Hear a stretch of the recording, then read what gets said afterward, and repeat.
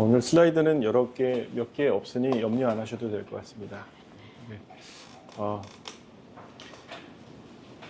말세의 징조와 시작이라는 그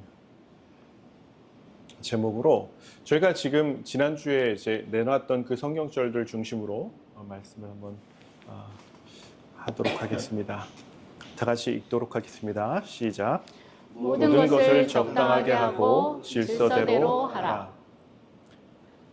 하나님께서 이렇게 말씀하셨으면 하나님께서 이렇게 하신다라는 거죠. 겉옷을 벗어달라고 하면 속옷도 벗어주라고 하셨던 예수님께서 십자가에서 어떻게 돌아가셨죠? 정말 다 벗고 돌아가셨죠. 오른뺨을 때리면 왼뺨을 대라는 그 말씀을 하신 예수님은 정말 본인이 말씀하신 그대로 지키시는 분이세요. 그래서 너희 자녀들을 때려라라고 하시는 예수님은, 하나님은 또 본인의 자녀도 때리시는 하나님이세요. 주의 지팡이와 막대기가 나를 안위한다라는 이제 시편의 23편의 4절에 있는 말씀인데, 거기서 지팡이는 우리가 의지하는 거지만 막대기는 초달을 아니하는 자는 아들을 사랑하지 않는다. 그 초달, 그 막대기가 그 단어예요. 그리고 뭐 채찍으로 아들을 때릴지라도 저가 죽지 아니하리라. 그때 그 몽둥이. 그러니까 예수님께서 우리를 인도하실 때 그냥 좋게만 이렇게 하신 게 아니라 그 길로 갈 때 가끔은 몽둥이도 쓰시고 지팡이도 쓰신다라는 거죠. 하나님께서 이제 모든 것을 적당하게 하고 질서대로 하라라고 말씀하셨으면 그분도 그렇게 하신다라는 거죠. 이 세상이 운영이 되고 온 지구만 그런 게 아니라 온 우주가 질서대로 지금 운영이 되는 것은 무엇이에요? 질서의 하나님이 계시기 때문이죠. 우리가 말세 예수님 재림에서 저희가 항상 중간 사상으로 잡고 말씀을 봐야 되는 게 있는데요. 바로 이 말씀입니다. 한번 읽어볼게요. 시작. 그러나 그 날과 그 때는 아무도 모르나니 하늘의 천사들도 아들도 모르고 아직 아버지만 아시느니라. 이 말씀을 데살로니가전서 5장 2절에는 어떻게 말씀하셨냐면 그 날은 도적같이 임하는 줄 너희가 자세히 알미니라 라고 해서 아무도 예수님의 재림의 날은 모른다라는 거예요. 무슨 말씀인지 알겠죠? 이제 제자들이 감람산 위에서 이런 질문을 하더라고요. 감람산에 제가 올라가 본 적이 있는데 올라가면 예루살렘이 이렇게 딱 보이고 성전이 딱 보이는 자리예요. 성전이. 그러니까 이제 지금은 여기가 산이면 요 감람산 밑에 있는 모든 언덕들이 다 묘지가 돼 있죠. 그 묘지를 지나서 이제 예루살렘 성벽이 이렇게 있어요. 그래서 감람산 위에 올라갔을 때 이제 제자들이 이렇게 물어봤다고 합니다. 한번 읽어볼게요. 시작. 예수께서 감람산 위에 앉으셨을 때에 제자들이 종용이 와서 가로되 우리에게 이르소서 어느 때에 이런 일이 있겠사오며 또 주의 임하심과 세상 끝에는 무슨 징조가 있사오리까. 예수께서 대답하여 가라사대 너희가 사람의 미혹을 받지 않도록 주의하라. 많은 사람이 내 이름으로 와서 이르되 나는 그리스도라 하여 많은 사람을 미혹해 하리라. 난리와 난리 소문을 듣겠으나 너희는 삼가 두려워 말라. 이런 일이 있어야 하되 끝은 아직 아니니라. 민족이 민족을 나라가 나라를 대적하여 일어나겠고 처처에 기근과 온역과 지진이 있으리니 이 모든 것이 재난의 시작이니라. 개역 한글에는 온역이 빠졌습니다. 온역을 제가 집어넣은 건 뭐냐면 킹 제임스 버전에 보면 온역이 들어가 있고 원어 성경에 봐도 온역이 들어가 있어요. 그러니까 번역할 때 가끔 번역에서 누락되는 것들이 있더라고요. 근데 누가복음에는 또 온역이 들어가 있죠. 제자들은 세상 끝에는 무슨 징조가 있사오리까라고 얘기를 해요. 근데 제자들이 생각한 그 세상 끝은 성전이 무너지는 끝이에요. 그 사람들은 성전이 무너지면 세상 끝이라고 생각을 했었거든요. 그때는 정말 무슨 일이 있냐. 그래서 여기서 끝은 쉰텔레이아라는 단어를 써요. 색깔로 보시면 이 끝은 뭐라고요? 쉰텔레이아라는 단어를 써요. 그러니까 이 뜻은 쉰텔레이아는 예수님께서 오시는 그 재림의 광경을 얘기할 때 쉰텔레아를 쓰세요. 천사들이 세상 끝에 뭐 나와서 사람들을 모은다라고 할 때 그때 세상 끝. 양과 염소를 나눌 때 예수님께서 재림하셨을 때 그 세상 끝은 다 쉰텔레아를 쓰세요. 그러니까 이 정말 세상 끝에는 무슨 일이 있겠습니까? 라고 물어보니까 예수님이 뭐라고 하셔요? 미혹받지 않도록 해. 많은 사람들이 내 이름으로 와서 내가 그리스도라고 너희들한테 얘기할 거야. 하지만 두려워하지 마. 이런 일이 있어야 하되 끝은 아직 아니야. 근데 예수님께서 끝은 뭐라고 하셨죠? 여기서 끝은 텔로스라는 단어를 쓰세요. 텔로스. 제가 설명을 잘 드릴게요. 제자는 항상 똑같아요. 마가복음 13장, 누가복음에 봐도 똑같이 쉰텔레아로 물어봐요. 그런데 예수님은 대답은 다 텔로스라고 하세요. 그러면서 예수님께서 이렇게 얘기하셔요. 민족이 민족을, 나라가 나라를 대적하여 일어나겠고 처처의 기근과 온역과 지진이 있으리니 이 모든 것이 재난의 시작이니라 라고 말씀하세요. 여기서 재난은 어떤 단어냐면 해산의 고통이에요. 그러니까 심판이 오기 전에 에브라임의 심판에 대해서 얘기하시면서 하나님께서 해산의 고통이 언제 올지 너희가 몰라 라고 얘기를 하시는 거예요. 해산의 고통이 오면 뭐가 있죠? 새 아기가 태어나잖아요. 그러니까 새 하늘과 새 땅이 태어나기 전에 어떤 일이 있냐면 이 지구에서도 똑같이 해산의 고통이 있는 시간이 있는데 그 해산의 고통이 올 때 언제 올지 우리가 잘 모르잖아요. 그렇죠? 근데 고통스러운 시간이 온다라는 거예요. 뭐 쉰텔레아에 대해서 잠깐 말씀드리자면 내가 너에게 분부한 모든 것을 가르쳐 지키게 하라. 볼지어다 내가 세상 끝날까지 너희와 항상 함께 있으리라 하시니라. 여기서 끝날은 어디예요? 끝날은 예수님 오시는 그날까지 같이 하시겠다라는 거예요. 그렇죠? 그러면 끝은 무엇이냐? 여기서 다른 텔로스는 무엇이냐? 한번 읽어볼까요? 시작. 저에게 당한 이런 일이 거울이 되고 또한 말세를 만난 우리의 경계로 기록하였느니라. 텔로스는 말세라고도 해석이 돼요. 그런데 이렇게 보시면 좀 이해가 될 거예요. 난리와 난리 소문을 듣겠으나 너희는 삼가 두려워 말라. 이런 일이 있어야 하되 아직 말세는 아니니라. 민족이 민족을, 나라가 나라를 대적하여 일어나겠고 처처의 기근과 온역과 지진이 있으리니 이 모든 것이 재난의 시작이니라 라고 말씀하셨는데 근데 이런 일 되게 많았잖아요. 그렇죠? 그럼 우리가 어떻게 보겠냐는 거죠. 우선 뭐 성경을 읽으면서 천천히 한번 말씀에 대해서 나가보도록 하겠습니다. 한번 읽어볼게요. 시작. 많은 사람이 내 이름으로 와서 이르되 나는 그리스도라 하여 많은 사람을 미혹해 하리라. 난리와 난리 소문을 듣겠으나 너희는 삼가 두려워 말라. 이런 일이 있어야 하되 끝은 아직 아니니라. 아직 뭐는 아니라고요? 끝은 아니라고 얘기를 해요. 세상 역사가 있으면 이 역사의 어느 부분은 말세가 있겠죠. 그렇죠?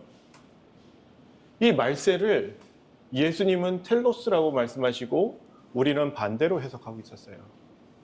근데 성경 말씀을 보면 이게 정말 이거가 맞구나라고 이해하시고 동의하실 수밖에 없게 되더라고요. 제가 성경 말씀을 공부할 때 가장 크게 제가 힘들어했던 부분이 뭐냐면 나는 이렇게 배웠는데 성경이 다르게 얘기할 때 굉장히 힘들더라고요. 한번 볼게요. 제일 위에 있는 성경책 한번 읽어볼까요? 시작. 그날 환난 후에 즉시 해가 어두워지며 달이 빛을 내지 아니하며 별들이 하늘에서 떨어지며 하늘의 권능들이 흔들리리라. 그때에 인자의 징조가 하늘에서 보이겠고 그때에 땅의 모든 족속들이 통곡하며 그들이 인자가 구름을 타고 능력과 큰 영광을 오는 것을 보리라. 네. 해가 어두워지며 달이 빛을 내지 아니하며 별들이 하늘에서 떨어지며 이거 그때에라고 얘기를 하거든요. 그때에라는 단어는 토테라는 단어로 영어로 보면 at the time이에요. 성경에서 토테가 나오는 모든 성경절들을 확인해서 보시면 동시에 일어나는 일이에요. 그래서 제가 24장을 공부할 때 처음으로 공부한 게 이거. 그리고 그 스테판 보로 목사님도 이 성경절로 처음 시작하신 거예요. 근데 왜 이게 문제가 될까요? 1780년에 해가 어두워지고 달이 붉게 변하고 어떤 일이 있었죠? 별들이 떨어지는 일들이 있었단 말이에요. 그때에 예수님 오셨나요? 240년이 지났는데 지금까지 안 오셨단 말이에요. 그렇죠? 그러면 말씀은 그때에 동시에 일어날 일이라고 말씀하셨는데 그 우리가 뭔가 잘못 본 게 아닐까요? 라는 생각에서 말씀을 공부하기 시작한 거예요. 이게 하나님의 말씀이 이렇게 허술하고 순서대로 되지 않을 수가 없는데 질서대로 써 있는 책이라고 말씀하셨는데 희한한 거죠. 그래서 말씀을 본 거예요. 6번째 인이 떼어질 때 징조가 있어요. 징조가 있는데 이것으로 우리가 6번째 인이 떼어졌다라고 할 수 있는데 바로 요 성경절이에요. 한번 읽어볼까요? 시작. 내가 보니 6째 인을 떼실 때에 큰 지진이 나며 해가 총단같이 검어지고 온 달이 피같이 되며 하늘의 별들이 무화과 나무가 대풍에 흔들려 선 과실이 떨어지는 것 같이 땅에 떨어지며. 네. 1780년대의 사건은 어떤 사건이었냐면 6번째 인이 떼어졌다라는 사건이에요. 그 정말 예수님 오실 때 이런 일이 또 있나? 네. 이사야 13장 9절로 10절 보면 사실 이런 성경절이 진짜 많아요. 한 20개 돼요. 예수님의 재림의 광경을 얘기하는 성경절들이 20개 되는데 오늘 두 분이 같이 계시니까 제가 일부러 간단하게 한 거예요. 한번 읽어볼게요. 시작. 여호와의 날 곧 잔혹히 분냄과 맹렬히 노하는 날이 임하여 땅을 황무케 하며 그 중에서 죄인을 멸하리니 하늘의 별들과 별떨기가 그 빛을 내지 아니하며 해가 돋아도 어두우며 달이 그 빛을 비치지 아니할 것이로다. 뭐가 다르죠?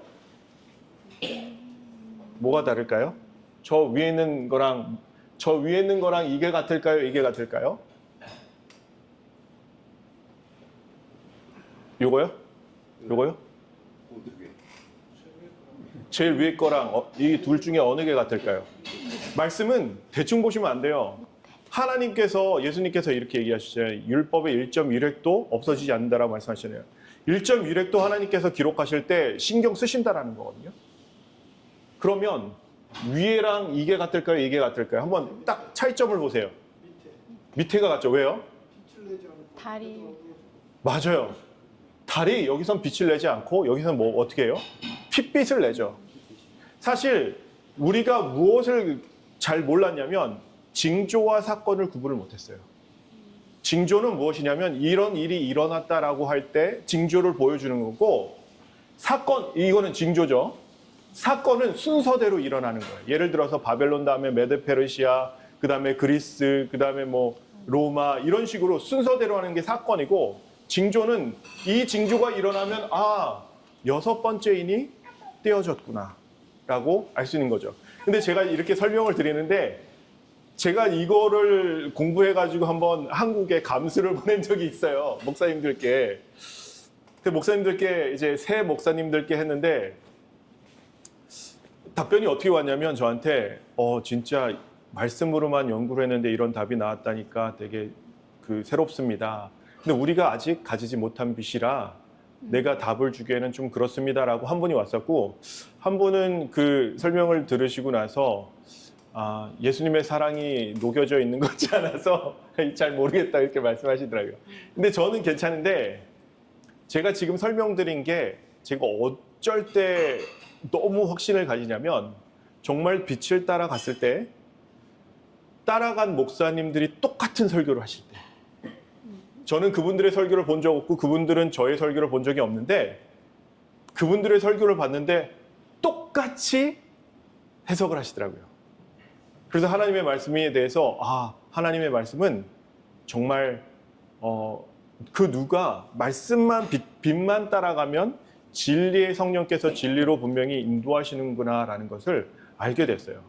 이게 작년에 10월 달에 스테판 보름 목사님이 똑같이 설명을 하셔서 제가 얼마나 기뻤는지 몰라요. 그러니까 제가 좀 편하게 말씀드리는 거예요, 지금은. 말세에는 이런 일이 일어난대요. 이거는 이제 이렇게 보이는 징조 같은 것들이자면 이런 것들의 징조나 사건에 대해서 얘기하는 거지만 사람들에 대해서 이렇게 된다라는 성경절이 있어요. 한번 읽어볼게요. 시작. 내가 이것을 알라. 말세에 고통하는 때가 이르리니 사람들은 자기를 사랑하며 돈을 사랑하며 자긍하며 교만하며 회방하며 부모를 거역하며 감사치 아니하며 거룩하지 아니하며 무정하며 원통함을 풀지 아니하며 참소하며 절제하지 못하며 사나우며 선한 것을 좋아 아니하며 배반하여 팔며 조급하며 자고하며 쾌락을 사랑하기를 하나님 사랑하는 것보다 더하며 경건의 모양은 있으나 경건의 능력은 부인하는 자니 이 같은 자들에게서 내가 돌아서라. 어떠세요, 이재훈 사장님? 지금 세상 같아요?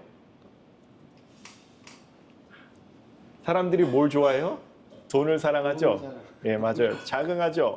사람들 교만하나요? 부모를 거역하나요? 감사치 아니하나요? 거룩치 아니하죠? 여기서 나오는 모든 사람들의 됨됨이가 지금 어때요? 보여지고 있죠, 이 세대에. 근데 말세는 어떠한 때가 이른다라고 성경에 써 있어요?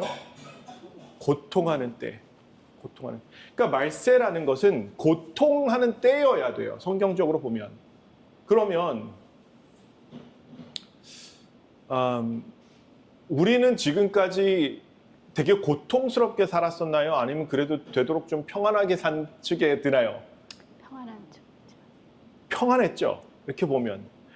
고통, 여기서 고통이라는 저 단어를 보면 그 거사사의 광인 둘이 심히 사나와 아무도 그 앞을 지나가지 못한다라는 성경 말씀이 있거든요.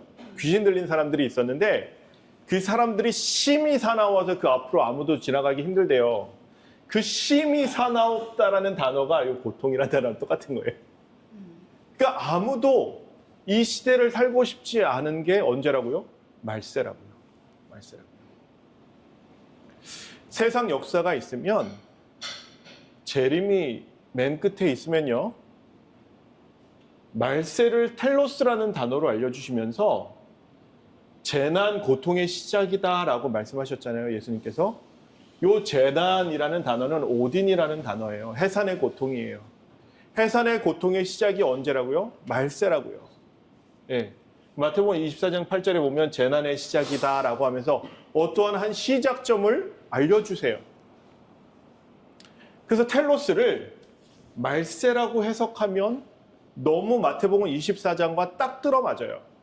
근데 이 텔로스에 대해서 조금 더 한번 공부해 볼게요. 한번 읽어보실까요? 그 첫 번째 거. 이 과부가 나를 번거롭게 하니 내가 그 원한을 풀어주리라. 그렇지 않으면 늘 와서 나를 괴롭게 하리라 하였느니라. 내가 너희에게 말하노니 기록된 바 저는 불법자의 동료로 여김을 받았다 한 말이 내게 이루어져야 하리니 내게 관한 일이 이루어 감이니라. 여기서 늘이라는 단어 있죠. 이루어지다라는 단어가 어떤 단어냐면 똑같이 텔로스예요. 텔로스는 어떠한 의미를 내포하고 있냐면 과정이라는 그 의미를 내포하고 있는 게 텔로스예요. 텔로스는 어떠한 시점에서 계속돼서 이루어지는 것, 끝까지 이루어진 것을 텔로스라고 말씀하시죠. 늘 텔로스예요. 언제까지요? 내가 해결해주지 않으면 끝까지 오겠다라는 거예요. 늘 와서. 그러면 아까 읽었지만 여기 말세, 텔로스 아이온에서 텔로스의 시대라고 얘기를 하는데 다시 얘기해서 말세로도 텔로스를 이해할 수 있는 거예요. 또 어떠한 성경절에 텔로스가 쓰이냐면요. 요 성경절인데 한번 읽어볼게요. 시작. 경계의 목적은 청결한 마음과 선한 양심과 거짓이 없는 믿음으로 나는 사랑이었느니. 여기서 뭐라고 그래요? 목적이라고 얘기를 해요. 어떤 목적을 가진 시대를 뭐라고 얘기하냐면 텔로스라고 얘기를 하는 거예요. 이게 시대라면 텔로스는 쉰텔레이아의 지점에도 올 수 있어요. 왜냐하면 그 어떠한 기간을 얘기하기 때문에 그래요. 그래서 이 텔로스라는 것을 저희가 이해하지 못하는 게 뭐냐면 정말로 세상 끝, 예수님께서 오시는 끝도 텔로스로 쓰여질 때가 많아요. 저기도 텔로스라고 얘기가 되고요.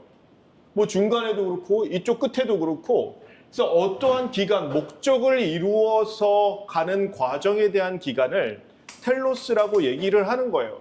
그래서 이것을 우리가 뭐라고 얘기할 수 있냐면 말세라고 얘기할 수 있는 거예요. 그러면 여기까지는 이해하셨나요? 네. 이지현 사장님, 고진웅 사장님 이해하셨어요? 네. 세상 역사가 있고 재림은 쉰텔레이아라고 하죠. 말세가 어느 순간에 시작되는데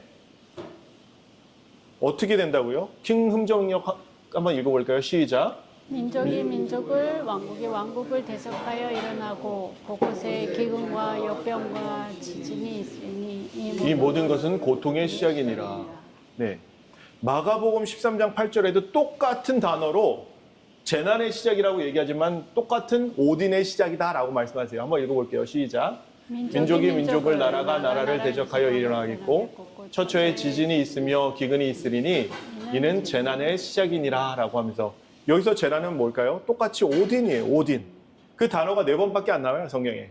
4번 나오는데 여기서 나오면 진짜 그 뜻을 명확히 해주시고자 그것밖에 안 쓰신 거예요. 누가복음 21장에도 이렇게 나와 있어요. 한번 읽어볼까요? 시작. 또 이르시되 민족이 민족을 나라가 나라를 대적하여 일어나 있고 처처에 큰 지진과 기근과 온역이 있겠고 또 무서운 일과 하늘에서 큰 징조들이 있으리라 라고 말씀하세요. 그래서 이 세 성경절을 보시면 어떠한 시작점을 알려주시는 것을 우리가 알 수 있죠. 그래서 여기서 나오는 모든 징조들을 보면 이런 징조예요. 전쟁, 기근, 온역, 지진, 동요. 여기는 한글 성경에는 안 나오는데 원어의 성경에 보면 마가복음 13장에 동요라는 이런 사건이 보여요. 무서운 일, 하늘로서의 큰 징조가 있는데 그러면 그 전에 그 텔로스가 시작되기 전에는 뭐라고 그래요? 끝은 아직 아니니라 라고 말씀하시고 또 똑같이 13장 7절에도 끝은 아직 아니니라 라고 얘기하면서 텔로스는 아직 아니다 라고 얘기를 하시는 거예요. 누가복음 21장도 똑같이 얘기해요. 끝은 곧 되지 아니하니라 라고 말씀하시면서 이 어떠한 시작점이 있는데 끝, 시작점은 텔로스라고 생각을 하면 말세는 아직 아니다라고 말씀하고 계시는 거예요. 여기서 끝은 다 텔로스예요.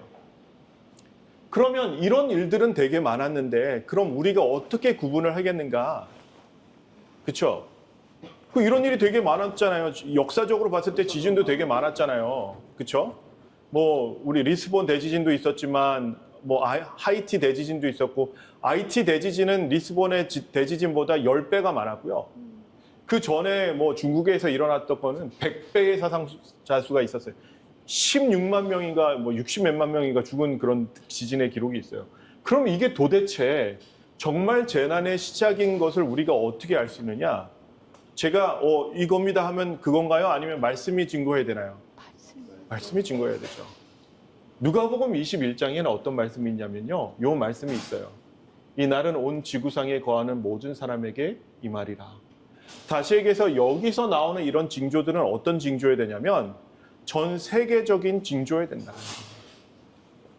우리 온역 왔었잖아요. 그렇죠? 뭐였죠? 코로나. 전 세계적으로 처음 기록된 거였죠. 뭐 믿건 믿지 않으시건 괜찮아요. 그런데 문제는 뭐냐면 이런 일이 분명히 있으면 우리는 깨닫게 될까요? 안 깨닫게 될까요? 저 같은 사람이 많아요. 같이 공부한 것도 아닌데 이렇게 얘기하는 사람들이 있어요. 근데 문제는 제가 만약에 여러분의 입장에 대해서 이 말씀을 이렇게 들었다면 우선은 빅퀘션 마크를 가질 거예요. 그러면 성경에서는 뭐라고 얘기하죠? 우리가 처음 듣는 기별에 대해서 우리가 기별을 듣게 되면 성경은 어떻게 하라고 했죠? 예, 베레 사람은 맞아요. 사도행전 17장 11절의 말씀이 뭐라고 그래요? 이 말씀이 정말 그러한가 하여 날마다 상고한다라고 써 있어요. 그렇죠? 그럼 그 말이 진짜인지 아닌지 확인해 보면 될 거 아니에요. 그죠? 그러면 이 말씀이 맞는지 안 맞는지 우리가 알 수 있겠죠. 그럼 이 기간이 텔로스의 기간은 얼마나 될까요? 예? 몇백 년 될까요? 엄청 길어요. 엄청 길까요? 어마어마하게 길어. 아직 안 끝났어요. 제가 그렇다고 생각하면 그런 건가요? 아니면 말씀이 얘기를 해야 되나요? 말씀이요. 한번 읽어볼게요. 시작. 내가 진실로 너에게 말하노니 이 세대가 지나가기 전에 이 일이 다 이루리라. 마태복음 24장에 나오는 모든 말씀은요. 재난의 시작부터 예수님의 재림까지 몇 세대라고요? 한 세대.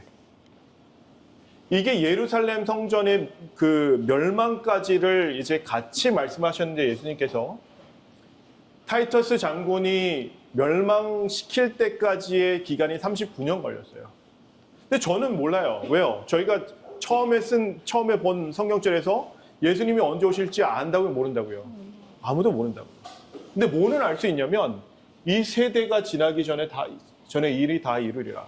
그래서 저는 이 말씀을 깨닫고 저희 아이들을 4년 전부터 정말 말세의 말씀을 전할 수 있는 자들로 성장시키기 위해서 성경 공부를 진짜 열심히 했어요, 아이들이랑. 근데 아이들이 성경 공부가 재밌어가지고 1시간, 뭐 2시간 막 이렇게 들어도 아빠 더 해 이러더라고요. 그래서 제가 되게 놀랬어요. 근데 요즘도 저희 예배 드리면 50분, 1시간 막 이렇게 예배 드리거든요. 근데 애들이 다 뭐 너무 좋아해요. 그래서 우리가 말씀을 정말 보기 시작하고 내가 문을 열고 말씀이 명확한 말씀들을 깨닫기 시작하면 이 말씀이 정말 아이들에게도 되게 즐겁게 다가가는구나 라는 것을 좀 알 수 있었어요. 말씀이 한 세대가 예? 말씀을 보면 한 세대가 아니라 말씀을 보면 2세대예요? 2세대, 2세대? 저는 제 세대에 예수님께서 오실지 모르지만 확실한 건 저희 아이들은 예수님의 재림을 본다라고 맞이한다라고 저는 믿고 있고 그렇게 아이들에게 가르치고 있고 자, 그래서 민족이 민족을 왕국이 왕국을 대적하여 일어나겠고 근데요 요 말씀을 나중에 한번 공부해 보시면 민족이 민족을 나라가 나라를 이렇게 해서 서로 대적하는 것처럼 얘기하잖아요. 근데 사실 에피라는 단어를 써요. 에피는 무엇 위에예요. 그래서 나라와 나라 위에 왕국과 왕국 위에 이렇게도 해석이 가능하더라고요. 어쨌든 이런 일이 있으면 말세는 어떠한 때가 온다고요? 고통하는 때, 재난의 시작, 고통의 시작. 그러면 문맥이 맞아 가나요? 그렇죠? 그 말세는 어떤 시간이에요?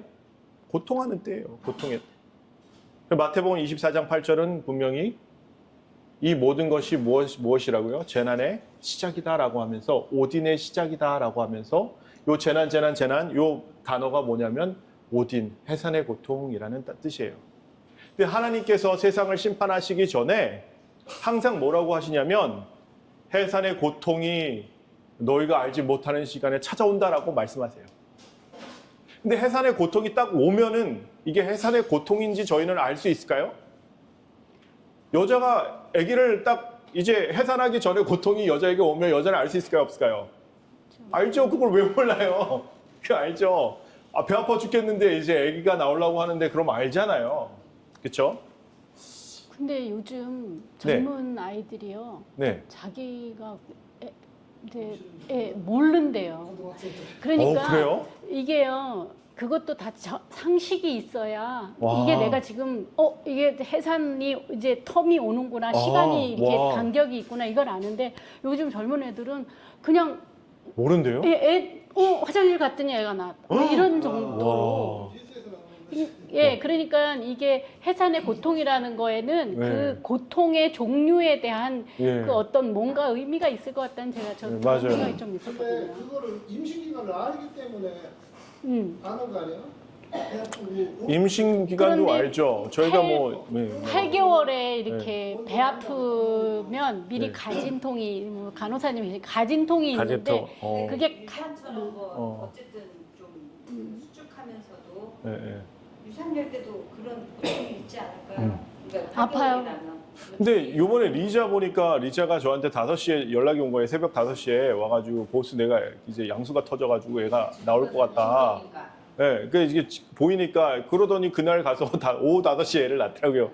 애가 언제 나올지 모르지만 애가 곧 나온다는 걸 알고 있더라고요. 네, 저기가 있으니까. 맞아요. 성경은 뭐라고 할까요? 이 오딘에 대해서. 저희가 이 성경절들 때문에 정말 많은 사람들이 시기를 정했어요. 뭔지 아시죠? 데살로니가전서 5장 3절로 4절이에요. 한번 읽어볼까요? 저희가 한번 읽어볼게요. 시작.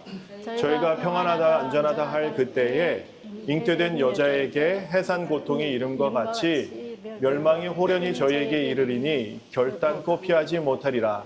형제들아 너희는 어둠에 있지 아니하매 그날이 도적같이 너희에게 임하지 못하리니. 여기서 해산의 고통이 뭘까요? 오딘. 고난. 똑같은 단어예요. 제가 4번밖에 안 쓰였다라고 그랬죠? 그러니까 우리가 무슨 재난의 시작은 알 수 있다고요? 없다고요? 재난의 시작은 알 수 있다고요. 왜요? 말씀을 보고 연구하면 우리가 빛 안에 거하면 그 날을 알 수 있다는. 이것은 예수님께서 오시는 날이 아니에요. 그 날은 절대로 왜요? 데살로니가전서 5장 3절 4절에 저렇게 하잖아요. 5장 2절에 이미 못을 박아 놓으셨어요. 그 날은 어떻게 한다고요? 한번 읽어볼까요? 시작. 주의 날이 밤에 도적같이 이를 줄을 너희 자신이 자세히 알미라. 주의 날은 뭐예요? 도적같이 와요. 아버지만 아시는 게 주의 날이에요. 그러면 여기서 그 날은 뭐예요? 해산의 고통이 이른 것 같이 멸망이 오는 그 날이에요. 그 날이 뭐라고요? 재난의 시작이라고요. 예수님 뭐라고 하셨죠? 그러나 그날과 그때는 아무도 모르나니 하늘의 천사들도 아들도 모르고 오직 아버지만 아시느니라. 그래서 데살로니가전서 5장 3절 4절은 우리가 알 수 있는 날이라고 하는데 이게 만약에 재림의 날이라고 하면 말씀이 서로 안 맞는 거예요. 그러니까 저희가 굉장히 힘들어했던 거예요. 요 성경절 때문에 제가 요 말씀을 깨닫고 나서 제처한테 이 말씀을 한번 보내준 적이 있는데 제처가 이제 공항에서 비행기를 기다리다가 막 펑펑 울었다라고 그러더라고요. 너무도 자기도 이 말씀이 뭔지 몰랐는데 이게 오딘으로 풀어지니까 이게 이렇게 쉬운 말씀이었어? 하나님의 말씀은 어떤 사람에게 풀리죠? 열리죠? 박사님? 아니면 뭐 성경학자? 누구한테 열렸죠? 성경이? 연구하는 사람. 네, 겸손한 사람. 하나님 앞에서 겸손한 자에게 말씀을 열어주신다라고 이사야 29장에서 분명히 얘기하고 있거든요. 우리가 하나님의 말씀 앞에서 그때에라는 단어를 보고 내가 아는 게 틀린가? 우리가 배웠던 것과 말씀이 증거하는 바가 서로 다르면 우리는 우리가 배웠던 바를 고집해야 될까요? 아니면 성경 말씀을 높여야 될까요? 성경 말씀을 높여야 돼요. 근데 그 말은 쉬운데 정작 이런 식으로 말씀이 다가와 버리면 힘들어요. 이것을 쉽게 받아들이기가 굉장히 힘들어요. 괜찮아요. 왜냐하면 유대인들이 바울의 말을 받아들이기가 정말 힘들었어요. 하지만 말씀이 정말 그러한가 하여 상고하고 하다 보면 하나님께서 성령을 통해서 그 말씀의 해석에 대해서 확신을 주세요. 근데 저는 이거 공부해서 한 거 아니에요, 사실은. 저는 아가서 공부하다 이거 깨닫게 돼가지고 정말 29절, 30절은 제가 공부를 해서 깨달았지만 마태복음 24장이 순서대로 되어 있다는 것은 제가 그렇게 해서 깨달은 거 아니에요. 은혜로 깨달았어요. 다시 얘기해서 전쟁, 기근, 온역, 지진, 동요, 소란 이런 무서운 큰 징조 이런 것들은 조건이 뭐라고요? 온 지구상에 거하는 모든 사람에게 임해야 된다라고요. 그래서 이것이 우리가 봐야 되는 거죠. 그 사건이 마태복음 24장에 똑같이 나온 사건이 여러 개가 있어요. 그 중에 하나가 환란이에요. 환란이 2번 나와요. 24장 9절에 나오고 후반부에도 환란이 나와요. 전반부에 9절에 나오는 환란은 왜일까요? 그 전에 또 한 가지 사건이 뭐냐면 그리스도라라고 얘기하는 게 2번 나와요. 텔로스 전에 4절 5절에 나는 그리스도라 하여 많은 사람을 유혹하게 하리라 라고 얘기하는데 이때는 예수님께서 뭐라고 하시냐면 그러나 삼가 너희는 두려워 말라라고 말씀하세요. 별거 아니다라고 얘기해요. 근데 여기서는 후반부에서 나오는 이 성경절에서 거짓 그리스도는 믿지 말라 하면서 여러 번 믿지 말라고 말씀하세요. 왜 그럴까요? 이거는 누구예요? 사단이 그리스도로 가장한 거예요. 그래서 말세가 시작되기 전에도 많은 사람들이 그리스도라고 하면서 자기들이 그리스도처럼 보였지만 여기도 많잖아요. 퀴바오나 이런 사람들 많잖아요. 여기 필리핀에도. 근데 자기가 그리스도라고 하는 사람들 우리는 보면 알 수 있어요? 알 수 있어요. 근데 말세가 시작되고 나오는 그리스도는 거짓 그리스도는 사단이 자기가 그리스도처럼 가장하는 거예요. 그래서 이것은 거짓 그리스도, 거짓 선지자들이 일어나 표적과 기사까지 보이고요. 할 수만 있으면 택하신 자들도 미혹하게 하리라. 할 수 없다는 얘기예요. 그러면 사람들이 너에게 말하되 그리스도가 광야에 있다 하며도 나가지 말고 보라 골방에 있다 하여도 믿지 말라라고 말씀하세요. 광야에 저기 멀리 있으면 우리 멀리서 한번 쳐다보자 이런 마음을 들 수 있을까요? 없을까요? 왜 골방에 있대? 그러면 골방 한번 쳐다보게 될까요? 안 될까요? 보게 되죠. 보게 되죠. 근데 예수님 뭐라고 하셔요? 믿지 말라. 예수님의 말씀에 믿음이 있는 사람들은 볼까요? 안 볼까요? 안 보죠. 예수님만 쳐다보고 따랐던 사람들은 볼까요? 안 볼까요? 안 봐요. 하지만 내 주관대로 살았던 사람들은 이 시간이 되면 어떻게 될까요? 쳐다보겠죠. 쳐다보겠죠. 예. 그래서 저건 유혹이잖아요. 사탄의 유혹도 들어가는 거죠. 미혹하게 하리라 하는데 요 미혹이라는 단어가요. 여기 그 미혹이라는 단어 있죠? 한번 표시해 드릴게요. 형광펜으로. 미혹이라는 여기 단어가 보이시나요? 또 네. 노랗게 제가 이렇게 지금 하고 있잖아요. 그죠? 예, 미혹하게. 길을 잃게 하다라는 뜻이에요. 예, 길을 잃게 하다라는 뜻이에요. 그래서 우리 이제 보면 말세는 분명히 고통하는 때고요. 성경 말씀을 보면. 그리고 이 말세는 엘렌 지 화이트가 뭐라고 얘기했냐면 그때의 말세의 고통들이 다가오고 있다라고 얘기했어요. 그렇다면 말세가 왔다라고도 얘기했거든요. 그럼 둘 중에 하나는 우리가 생각해 봐야 되는 말씀이겠죠. 그러면 우리는 중심을 어디서 찾아야 될까요? 하나님의 말씀, 성경에서 찾아야 되는 거예요. 그럼 우리는 지금 말세가 시작됐을까요? 시작됐어요. 온역으로 우리는 시작될 수 있어요. 그러면 그 다음에 뭐가 있었죠? 한번 뒤로 돌아가 볼까요? 말세에 나오는 이런 전쟁이 시작되었는데 그럼 전쟁 끝날까요? 안 끝날까요? 잘 안 끝나요. 그래서 그 트럼프 대통령이 내가 대통령이 되면 일주일 내에 끝내겠다라고 얘기할 때 제가 여기서 예배 드릴 때 이렇게 얘기했어요. 말씀대로라면 끝나지 않아야 된다. 근데 말씀대로 되고 있나요? 더 커지고 있어요. 전쟁이 지금. 난리도 아니에요. 지금 이 뭐 예멘까지도 지금 이제 두드려 맞으면서 예멘도 지금 뭐 미국이랑 굉장히 안 좋고 전쟁이 계속해서 확산되고 있어요. 사실은. 지진이 있죠. 그렇죠? 지진. 그럼 지진은 어떠한 지진일까요? 전 세계적으로 다 한 번에 오는 지진이 돼야지만 이게 하나님 말씀이네요. 맞아요. 그래서 제가 여기는 없는데 요거는 대충 우선 접어놓고요. 베들레헴을 보면 왜 베들레헴이 안 보이죠? 네, 잠깐만요. 성경을 제가 보여드릴게요. 컨트롤인가요? 복제로. 자, 보이시죠? 네. 계시록 6장은요. 어떤 장이냐면 여섯 번째 인이 떼어질 때 어떤 일이 있어요? 큰 지진이 나며 해가 총단같이 검어지고 온 달이 피같이 되며 하늘의 별들이 무화과 나무가 대풍을 근데 이 일이 일어났잖아요. 그렇죠? 근데 보세요. 14절, 15절, 16절 보세요. 한번 14절부터 읽어볼까요? 16절까지 시작.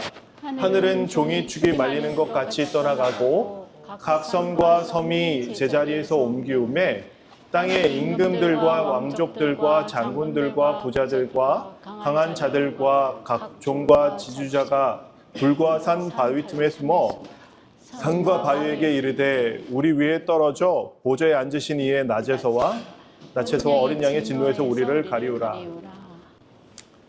여기 보면 15절을 보시면 이게 한 나라인가요? 여러 나라 같은가요? 성경적으로 보시면 이게 한 나라예요? 임금들과 왕족들과 장군들과 부자들과 원어로 보면 다 복수를 사용하거든요. 그럼 이 지진은 어떤 지진일까요? 한 나라에서 일어난 걸까요? 아니면 동시에 여러 나라에서 일어난 것일까요? 어떻게 보세요? 여러 나라에서 일어났죠. 그러면 말세의 징조가 일어나면 우리는 이게 무슨 일이다 하고 새천사의 기별을 울릴 수 있을까요? 할 수 있죠. 그래서 새천사의 기별도 보면 14장 6절 7절 한번 볼까요? 시작. 또 보니 다른 천사가 공중에 날아가는데 땅에 거하는 자들 곧 여러 나라와 족속과 방언과 백성에게 전할 영원한 복음을 가졌더라. 새 천사가 누구에게 주는 거라고요? 네, 다 복수예요. 왜요? 그 사건이 일어나면 말세의 징조들이 하나 둘 보여질 때 전 세계적으로 사람들이 케이오스가 혼돈이 올까요? 네. 그런 사건들이 있어야지만 우리가 새 천사의 기별을 시작할 수가 있는 거예요. 사람들은 그러겠죠. 이게 도대체 무슨 일이야? 왜 산들이 제자리에서 옮기고 섬들이 제자리에서 옮기고 이런 일이 왜 일어나는 거야? 그럼 우리는 뭐라고 얘기해야 돼요? 그의 심판하실 시간이 이르렀다고 얘기해야죠. 그렇죠?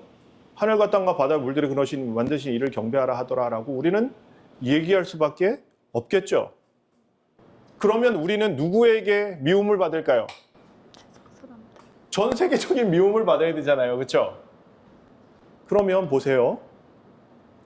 아까 마태복음으로 가볼게요. 마태복음 24장 8절, 7절, 8절, 9절 보는데 이 모든 것이 재난이 시작이니라 그때에 동시에 일어나는 일이에요.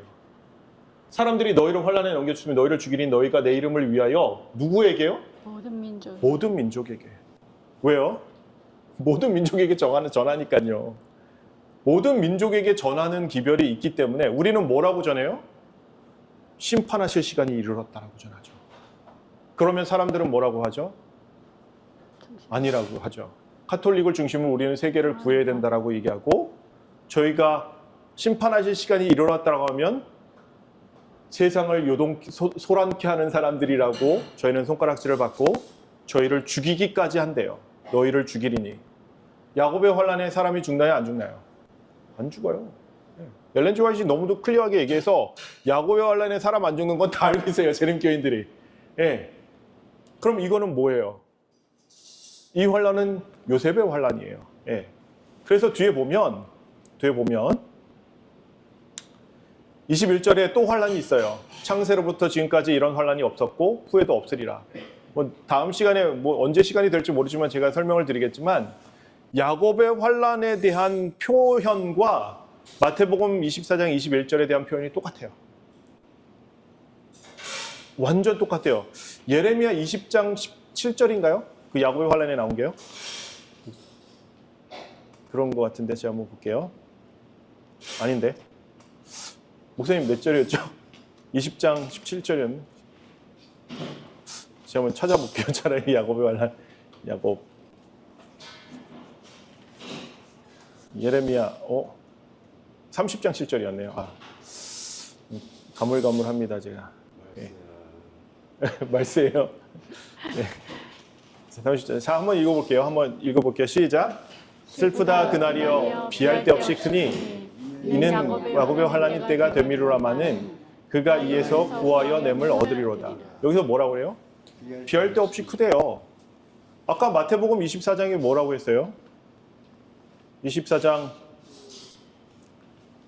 창세로부터 지금까지 이런 환란이 없었고 후에도 없으리라. 비할 데 없는 환란이라는 거잖아요. 그렇죠? 문맥이 똑같나요? 네. 그 문맥을 보면 하나님께서 우리가 판단하고 확신을 가질 수 있게 해오셨어요. 또 야곱의 환란이 또 어디 나오는지 아세요? 다니엘서 12장 1절에 나와요. 한번 볼까요? 환란이 있으리니 여기부터 읽어볼까요? 시작. 또 환란이 있으리니 이는 개국 이래로 그때까지 없던 환란일 것이며 그때 내 백성 중 무릇 책에 기록된 모든 자가 구원을 얻을 것이라. 이때는 어떤 거냐면 이미 책에 기록된 모든 사람들이 구원을 얻은 건데 그때까지 없었던 환란, 비할 수 없는 환란, 전에도 없었고 후에도 없는 그 환란이 뭐예요? 야곱의 환란이에요. 그래서 우리는 야곱의 환란인 것을 알 수 있는 거죠. 근데 두 분은 한 가지만 기억하시면 돼요. 전 세계적인 사건, 기근, 지진이 오면 이것은 정말 우리가 어떻게 받아들여야 될까요? 말세가 시작됐다는 것을 하나님께서 알려주신다라고 받아들이면 돼요. 제 개인적으로는 온역이 시작되었을 때 저는 몰랐어요. 이게 뭔지는 몰랐어요. 그런데 한참 후에 제가 말씀 보기 시작하고 한 2년 후에 아가서를 보다가 14만 4천이 출연하는데 환란에서 나오는 사람들인 거예요. 14만 4천이. 근데 이러면 이 사람들은 무슨 환란이지? 야곱의 환란은 아닌 것 같은데 그럼 다른 환란이 있나? 라고 생각을 하게 된 거죠. 14장 7절이었나요? 하여튼 아니 14장이 아니라 6장이죠. 6장 14절. 네. 계시록 7장 14절. 네. 7장 14절. 내가 가로되 내 주에 알리다 하니 그가 나더러 이르되 이는 큰 환란에서 나오는 자들인데 어린 양의 피에 그 옷을 씻어 희게 하였느니라. 자기들의 옷을 씻어서 희게 했다라는 것은 은혜의 기간이 끝났다라는 건가요? 아니면 은혜의 기간이 끝나기 전이라는 건가요?